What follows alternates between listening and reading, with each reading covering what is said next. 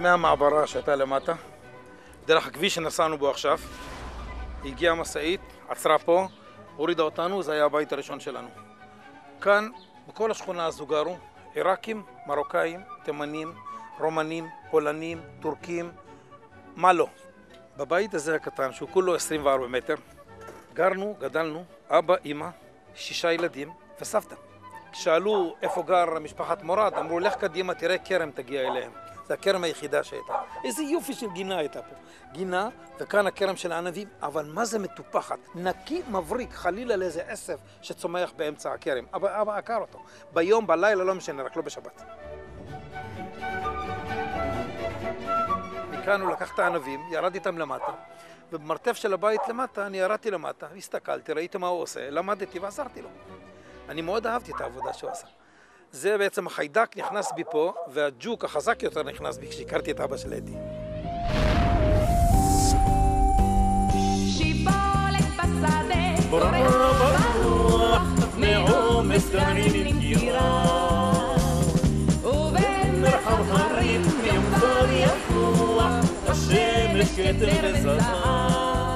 טוב, אז עכשיו אנחנו נוסעים לנוסטלגיה, לראות את יבניאל, את המקום שכל זה התחיל, כל התחביב הזה התחיל.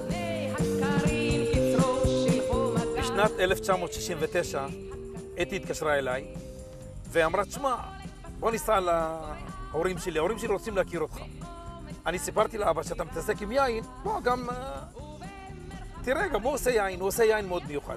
אנחנו כילדים גדלנו על זה שאבא כל השנים עשה יין בבית, יין וערק, תמיד היה ריח של משהו, של תסיסה. ולא התייחסנו לזה מי יודע מה, אבל כשראיתי שיעקב כל כך אוהב את הנושא הזה וכל כך מחובר ליין, אמרתי לו, בוא תטעם משהו שבחיים לא טעמת. אמרתי, יודעת מה, אין לי בעיה, בסדר. הגענו להורים שלה, 2 אנשים מקסימים, אבא ואמא שלה. ישבנו, דיברנו, הכרנו אחד את השני, שוחחנו. ואז הוא אומר לי, יאללה, בוא יעקב, בוא תראה, אתי אמרה לי שאתה אוהב יין, בוא תראה, בוא נדחה את היין שלי. נכנסנו לצריף, איזשהו צריפון קטן, הוא פותח את הצריף כאילו הוא פותח כספת, ככה בשקט, בשקט, נכנס, סוגרים את הדלת, מוציא בקבוק, מנער אותו ככה לאט לאט מאבק, פותח אותו, מוזג לתוך כוס, והוא אומר, תשמע, תטעם. אני טועם, וואלה, זה יין, אבל זה לא יין שאני מכיר. אמרתי לו, מה זה היין הזה? הוא אומר לי, זה יין שעשוי מדלעת. הוא פשוט היה בהלם, הוא אומר, מה זה יין מדלעת? דלעת אנחנו עושים קובה, מה פתאום יין?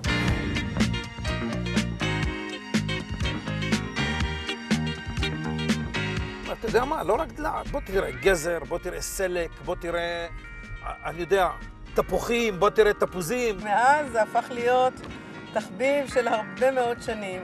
כל הזמן הוא היה יושב במרתף ורוקח כל מיני דברים. זו התרפיה הכי גדולה שיכולה להיות בעולם.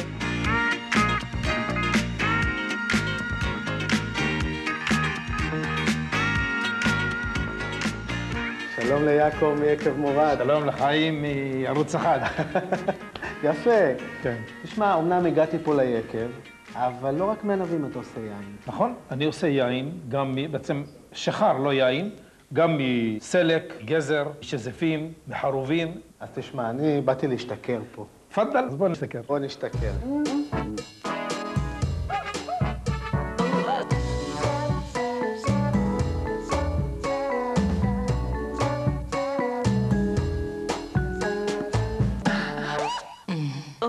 עם מה אתה רוצה להתחיל? כל זה שחר? כל זה שחרים, מה כן. זה שחר? שחר זה יין שאתה שש לא מענבים. המילה שחר באה בעצם להבדיל בין יין שעשוי מענבים לכל מה שעשוי לא מענבים, וזה חשוב בעיקר בישראל בגלל הקדושה של היין לקידוש וכל זה. ויש הבדל בין היין לשחר? את אותו תהליך הם עוברים בדיוק. אותו תהליך. אותו תהליך. גם בשחר יש משמעות לגיל של המשקה, כמו ביין? הוא חייב להתיישן לפחות שנה, בדיוק כמו יין. טעים מאוד. יש טעם של תפוחים.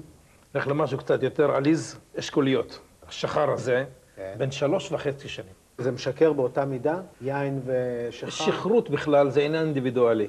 יכול אדם לשתות 10 בקבוקים או 5 בקבוקים אם מגזים, ולא לשים לב לזה, ויכול אדם לשתות כוסית כזו ולהיות בירח. כמה אחוזי אלכוהול יש בדרך כלל ביין? 12-13%. ובשחר? אותו דבר. איזה ריח. לא, זה ממש ריח של חרובים חזק. חרובים? איך מגיעים לטעם הזה של החרוב? כל אני כך לא- אמיתי, כל כך טבעי. פשוט חרוב טבעי שכתוב מהעץ בעונה הכי טובה שלו. הוא מלא דבש. אם אתה שובר אותו, ממש משפריץ דבש החוצה. זאת העונה לתפוס אותו ולעשות ממנו זה שיכה. הסוד. זה סוד העסק בעצם, לתפוס בדיוק את הזמן להתסיס אותה. יש משהו שאתה לא עושה ממנו שיכר? שום, בצל ופלפל חריף. שום פלפל ושמן זית שום אתה לא פלפל. עושה מהם שיכר. חיים. חיים,